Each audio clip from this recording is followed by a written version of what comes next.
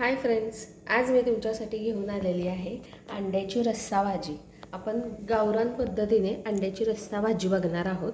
तर त्यासाठी मी लागणारं साहित्य घेतलेलं आहे खोबरं, लसूण, कांदा आणि टोमॅटो आणि भरपूर कोथिंबीर।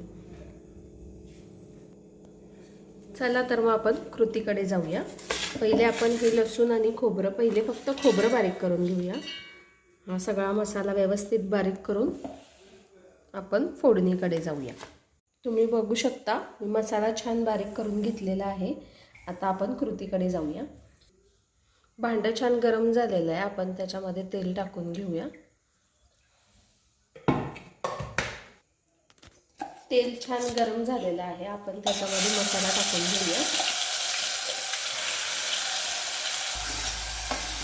तुम्ही बघू शकता आपला मसाला छान भाजून झालेला आहे। आता आपण त्याच्यामध्ये रोजच्या वापरातली आपली काळी चटणी टाकणार आहोत। कांदा लसूण मसाला आपल्या आवडीनुसार तुम्ही तिखट टाका। मी 2 ते 3 माणसांचं कालवण बनवत आहे। आता ह्याच्यामध्ये मी थोडीशी बाजरीचं पीठ टाकणार आहे।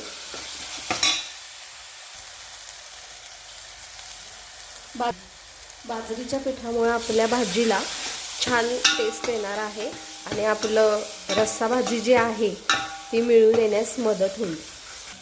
मसाला छान भाजून झालेला आहे, आता आपण त्याच्यामध्ये अंडी सोडून घेऊया।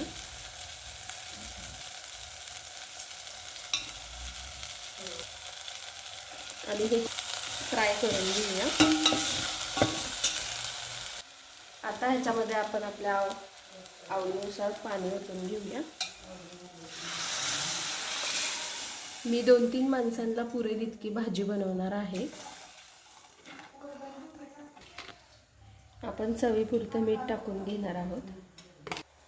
त्यामध्ये आपण थोडीशी कोथिंबीर घालून घेऊया। तुम्ही बघू शकता आपली रस्सा भाजी तयार आहे। रंग भरपूर सुंदर आलेला आहे। अशाच चमचमीत आणि झणझणीत रेसिपी पाहण्यासाठी माझ्या चॅनलला सबस्क्राईब करा, लाईक करायला विसरू नका।